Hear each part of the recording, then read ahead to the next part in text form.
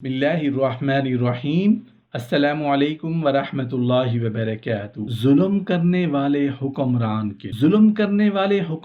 کے لیے اللہ کی سزائیں۔ ظلم کرنے کا دنیا اور آخرت میں انجام کیا ہوگا؟ محترم ناظرین، دنیا کے موجودہ حالات میں شاید ہی کوئی انسان ملے جسے بالواسطہ یا بلا واسطہ ظالم حکمرانوں سے کوئی دکھ نہ ملا، کوئی تکلیف نہ پہنچی۔ آج کے اس پرفتن دور میں ہم کسی نہ کسی طرح ظالم کے ظلم کی چکی میں پیسے جا رہے۔ ظالم حکمران نہ رونے دیتا ہے نہ مرنے دیتا ہے، ظلم کا بوجھ ڈال کر بس چکی میں ہماری پسائی ہو۔ ایک حدیث ہے جس کا مفہوم کچھ اس طرح ہے کہ رسول اللہ صلی اللہ علیہ وآلہ وسلم نے ظالم حکمران کے لیے برے انجام کے نوید سنا۔ فرمایا، اللہ تعالیٰ کے ہاں قیامت کے روز سب سے برا انسان اور سب سے سخت عذاب والا انسان جابر حکمران۔ ایک حدیث جس کا مفہوم کچھ اس طرح ہے کہ جس انسان کو بھی اللہ تعالیٰ کسی رعیت کا حاکم بنا دیتا ہے اور اپنی رعایا سے خیانت کرے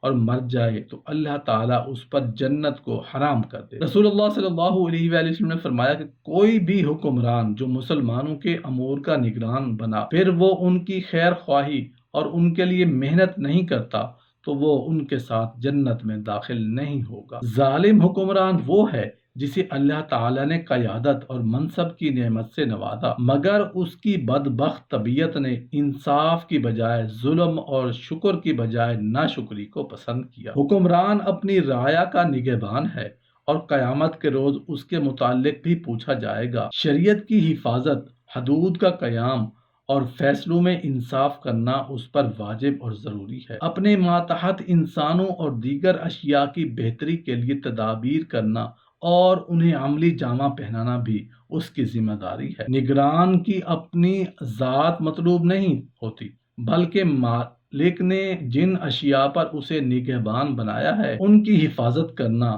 اس سے مطلوب ہوتا ہے۔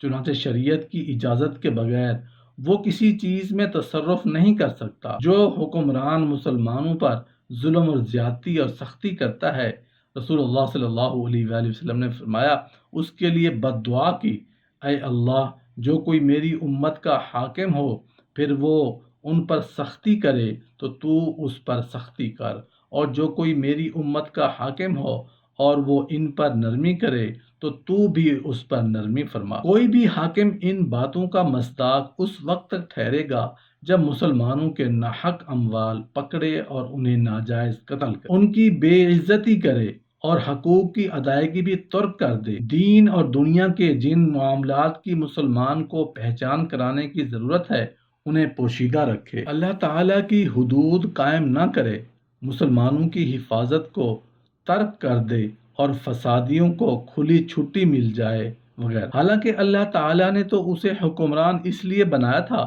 کہ اللہ کے بندوں کی اصلاح اور خیر خواہی کرے گا، نہ کہ ان سے دھوکہ اور فراڈ کرے گا۔ چنانچہ جب اس نے مذکورہ وجہ کو بدل ڈالا تو سزا کا مستحق ٹھہرا۔ اس پر سخت حرام کرنے کا مطلب کہ اللہ تعالیٰ نے وعید اور ڈانٹ اس پر لاگو کر دی اور مظلوم اس سے ناراض ہیں۔ ظالم حکمرانوں کے لیے یہ سخت ترین وعید ہے۔ چنانچہ جس نے بھی اللہ تعالیٰ کی طرف سے ملے ہوئے منصب کا ناجائز فائدہ اٹھایا اور اپنی رعایا سے دھوکہ اور فراڈ کیا تو قیامت کے دن اس سے بندوں کے مظالم کا حساب طلب کیا جائے گا۔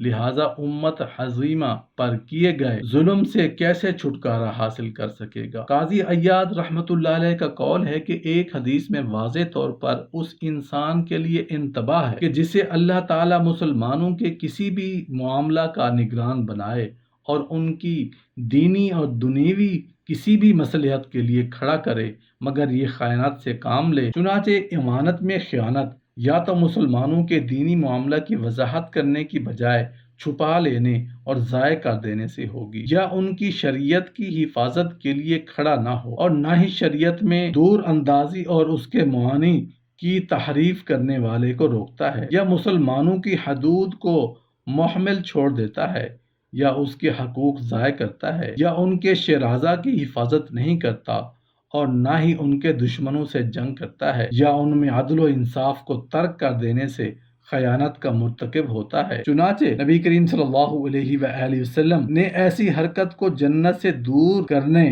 اور ہلاک کرنے والے کبیرہ لوگوں میں شمار کیا ہے۔ نبی کریم صلی اللہ علیہ وآلہ وسلم نے فرمایا، خبردار، تم میں سے ہر ایک نگران ہے اور ہر ایک سے اس کی رعیت کے متعلق قیامت کے دن پوچھا جائے گا۔ چنانچہ حاکم لوگوں کا نگران ہے اور اس سے اس کی رعیت کے متعلق سوال کیا جائے گا، اور مراد اپنے گھر والوں پر نگران ہے، اس سے ان کے متعلق بھی پوچھا جائے گا۔ عورت اپنے خاوند کے گھر پر نگران ہے اور وہ اس کے متعلق ذمہ دار ہے۔ غلام اپنے آقا کے مال کا نگران ہے اور وہ اس کے متعلق ذمہ دار ہے۔ غلام اپنے آقا کے مال کا نگران ہے اور اس سے اس کے متعلق پوچھا جائے گا۔ خبردار، تم سبھی نگران ہو، تم میں سے ہر کوئی اپنی رعایا کا مسئول ہے۔